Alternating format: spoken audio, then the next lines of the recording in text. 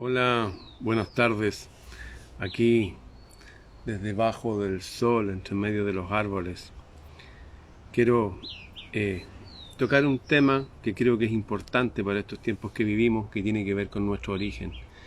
Yo alguna vez toqué este tema muy someramente y fue extraordinariamente positivo, incluso para niños huérfanos, que tomaron conciencia y dijeron, wow, tenemos unos ancestros súper potentes. Quiero hablar de el rey mago de Toledo, que se hablaba que ha sido una de las personas más importantes de la tierra, de los más poderosos hombres que hayan existido en la humanidad. De Toledo viene el acero de esta espada. Quiero hablar de Alfonso X, el rey mago, que escribió como 380 y tantos canciones al cielo, a la diosa celeste, autor de terminar con las divisiones entre los hombres y autor también de hacer un paréntesis de luz en medio de la locura y la guerra y la división. De hecho, se habla que él hizo una especie de pre-renacimiento.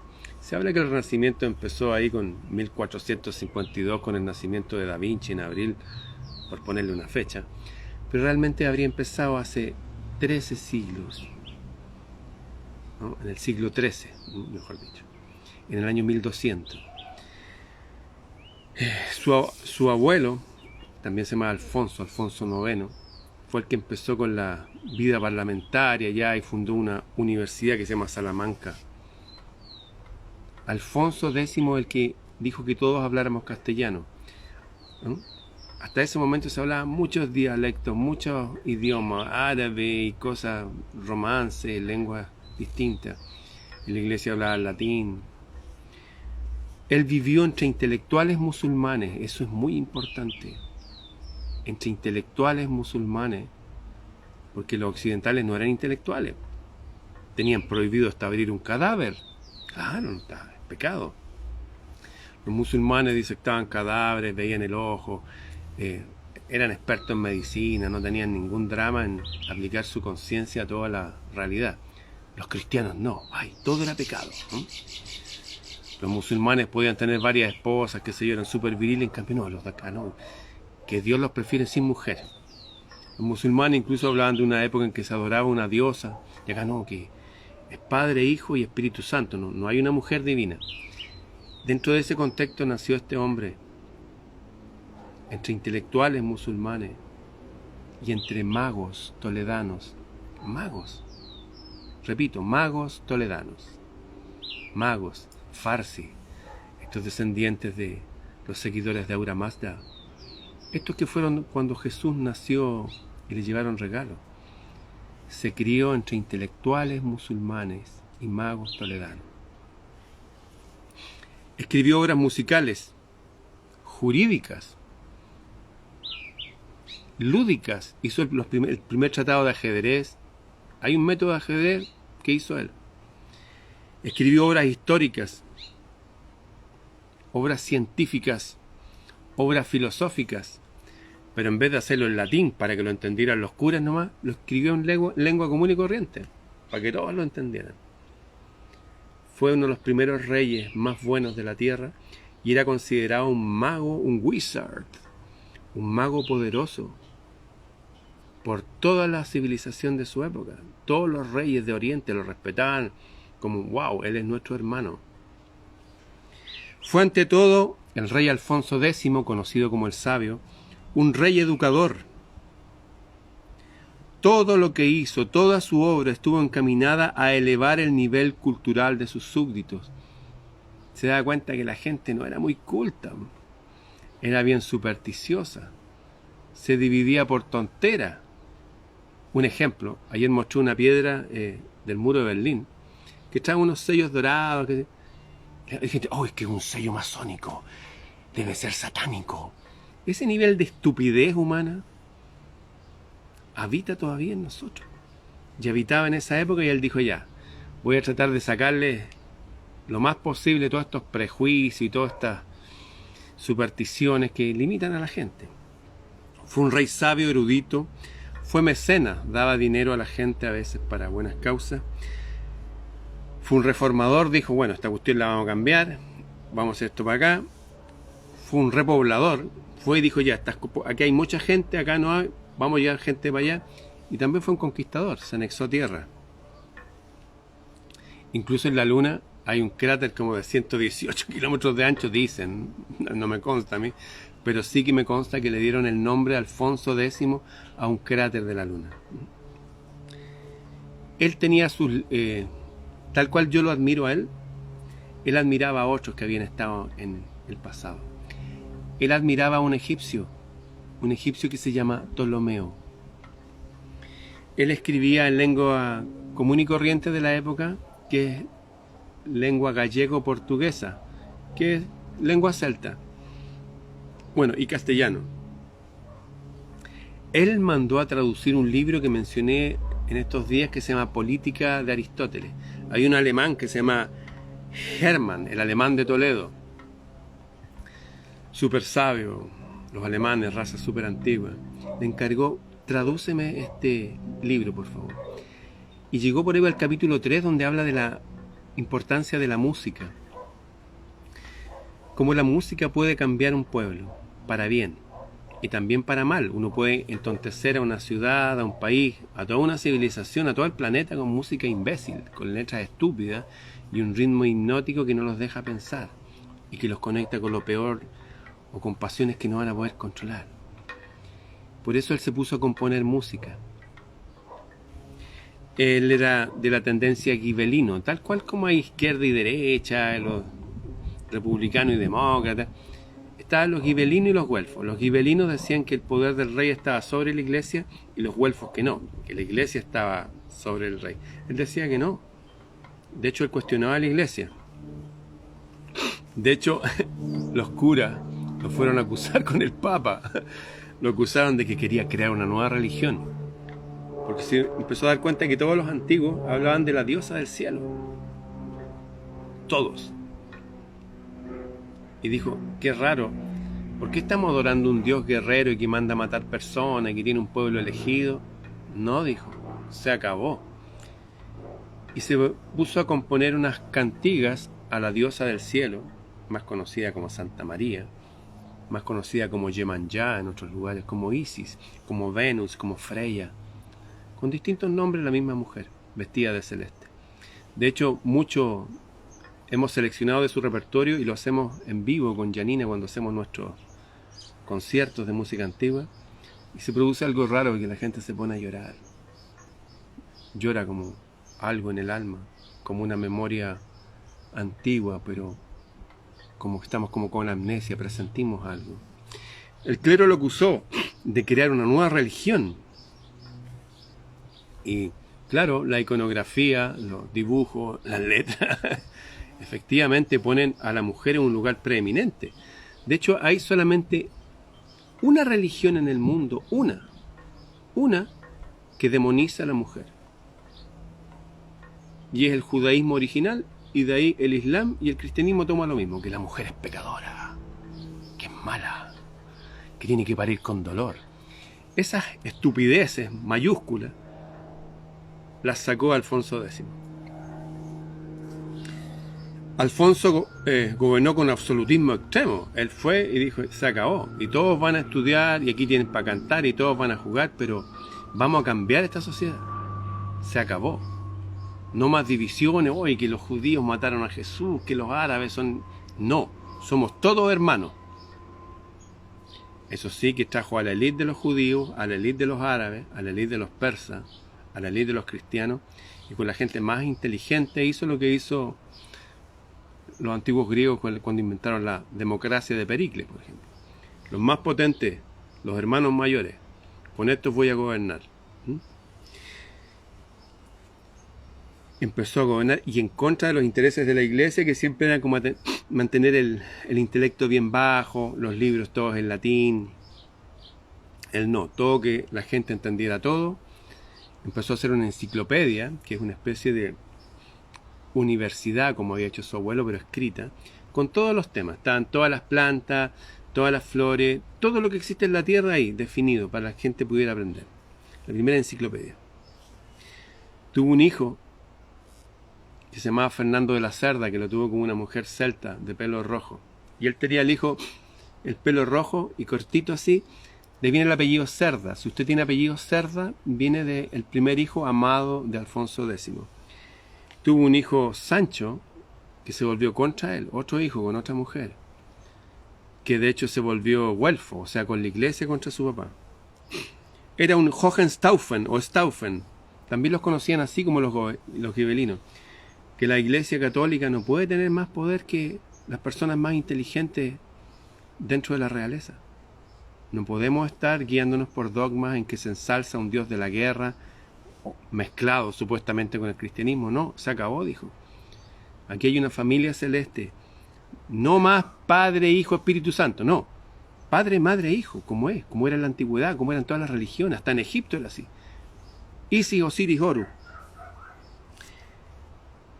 Él era de la élite, era sobrino del emperador, Federico II, emperador del Sacro Imperio Romano. Federico II, declarado hereje por la iglesia, fue excomulgado a su tío. De hecho, Alfonso demandó al clero, a la iglesia, porque él tenía derecho a la corona imperial, él tenía derecho a ser emperador. Venía de familia de gente de guerra, de gente inteligente, y sus frutos hablaban que quería hacer el bien de verdad. E hizo un renacimiento en el 1200, pleno siglo XIII. Bueno, el Papa lo rechazó y fue depuesto de rey por su propio hijo. La iglesia apoyó al hijo, decir, ya, saca a tu papá, nosotros te vamos a ayudar a ser rey. Finalmente todos se volvieron contra él, porque la iglesia, la gente se asustaba, y no, la iglesia es la voz de Dios. Todos se volvieron contra él. ¿Saben menos quién? Un enemigo que tenía él, que había combatido, que era el emir de Marruecos. Dijo, este tipo es bueno, es sabio, es noble, es potente. En fin. Él empezó a desconectarse de la educación religiosa en los colegios de la época de la universidad. Empezó a basarse en los libros de la naturaleza, de Aristóteles, difundidos en árabe. En esa época la lengua más hablada era el árabe. Mucha gente hablaba árabe, y estaban ahí siglos, muchos hablaban árabe. Bueno, y el latín lo entendían muy poco, así que él empezó a decirnos, vamos a usar el castellano. Alfonso fue llamado el rey de las tres religiones. El rey de las tres religiones, de los judíos, de los árabes y de los cristianos. Porque el castellano era la lengua materna de las tres etnias. Todos estaban casados con mujeres castellanas. Un árabe se enamoraba de los castellanos, un vikingo se enamoraba de estas mujeres. En fin. También había un Alfonso X, un rey sabio entre los árabes, el último gran califa de Córdoba. Un tipo que había estado en el año 900, 300 años antes, y Alfonso heredó todos los libros de ese tipo. El último gran califa de Córdoba. Ojo, creer que los musulmanes en España eran los malos también es un error. Había gente extraordinaria, mucho mejor que muchos de los presidentes que hay ahora y de los reyes que han habido. El califa Al-Hakam II de Córdoba, y tenía una biblioteca de sabiduría, y él la heredó y la mandó a traducir. El resumen de Alfonso X, o uno de los resúmenes de qué pasa aquí en el planeta. ¿Por qué tanta división? ¿Por qué tanta gente tan estúpida? Como decía ayer, mostró una piedra que viene realmente del muro de Berlín, viene con unos sellos de autentificación. Ah, no, que el sello es masónico. Este tipo debe ser satánico por lo que habla. Ese nivel de gente imbécil, imbécil que significa que no tienen sabiduría, eso significa, es la verdad. O idiota, que no ve más allá de sus narices, eso significa idiota. Ay, la gente se ofende ahora, no hay que decirle eso. Decía Alfonso X, en el siglo XIII, decía que la lucha realmente que hay en la sociedad se da entre dos facciones finalmente. Entre el saber inteligente y el rudo fanatismo. Bueno, había una escuela de traductores ahí que funcionaba un siglo antes que él, pero él le puso más energía para traduzcamos más libros de sabiduría antiguos. Él seguía a Aristóteles, como lo mencioné, la importancia de la música, por eso hacía que toda la gente cantara. y también que jugara el juego lúdico que nos hace más inteligente, seguía Aristóteles y Averroes, que era como Avicena, era un médico, padre de la medicina, filósofo, matemático, astrónomo. Bueno, un tipo increíble que había vivido un siglo antes que Alfonso, y obviamente era árabe. En fin, fue un tipo muy potente, considerado como un rey mago, y se le conocía como el señor Don Alfonso, por la gracia de Dios, rey de los romanos. Les recuerdo que el tío había sido el emperador del Sacro Imperio Romano, pero que lo echó la iglesia por hereje. Igual la gente lo reconocía entre árabes, castellanos, moros, judíos, como el rey de los romanos. Bueno, y el rey de todo Castilla, Toledo, León, Galicia, Sevilla, Córdoba, Murcia y Jaén. Escribió un libro de astrología que se llama Lapidario. Bueno, y todas estas cosas árabes y todas estas cosas celestes las heredó de los árabes. En esa época en que él estaba vivo, un contemporáneo persa, de donde venían los magos, construyó un observatorio en el actual Azerbaiyán, lo que ahora es Rusia, ayudado por astrónomos chinos. Y él estaba fascinado con el estudio de las estrellas y los ciclos, no sé, por ejemplo, Saturno vuelve a su ciclo cada 28 años y cada 28 años le pasan cosas extrañas a la gente. En fin, empezó a darse cuenta que había algo extraño entre los astros y la realidad. Y esto quedó escrito por Juan de Médici después, 3 siglos después, en el Renacimiento. Una de las personas que financió el Renacimiento, inspirado por Alfonso X, escribió esto. Una de las personas más sabios siglos después dijo: desde Carlomagno, en el año 700, de ahí viene la letra manuscrita, antes se escribía solamente con letra capital, letra grande. Carlomagno inventó la letra pequeñita y también declaró que todas las iglesias que se ocupaban solamente los días domingos se transformaran en universidades y escuelas. ¿Qué tal esa medida tomarla hoy día? Que todos los templos católicos, evangélicos, sean de la gente para enseñar de lunes a viernes, de lunes a sábado. Bueno, eso hizo Carlomagno en el año 700. Desde Carlomagno hasta los Médici, 1400, que financiaron más traducciones de libros y a artistas poderosos como Da Vinci, Botticelli, qué sé yo. Desde el año 700 hasta el 1400, el más grande de toda la tierra fue el rey mago Alfonso X el Sabio. Eso. Bien, queridos amigos, esta es una pequeña introducción. Vamos a estar compartiendo sabiduría, no mía, sabiduría de los antiguos, de toda la sabiduría.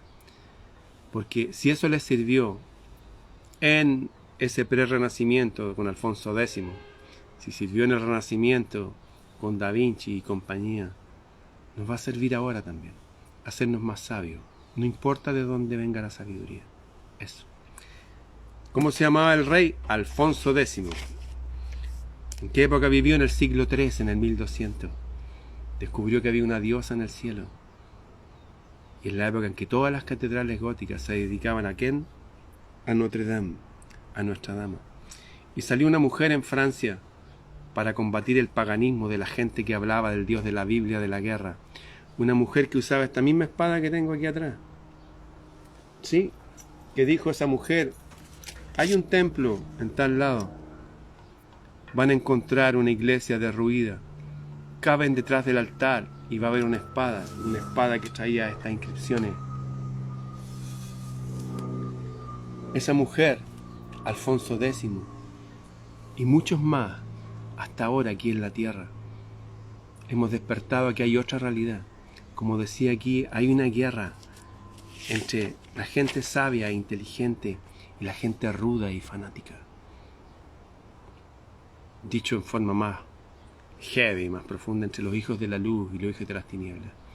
La lucha existe. Van a haber armas por aquí dando vuelta para quienes se quieran incorporar.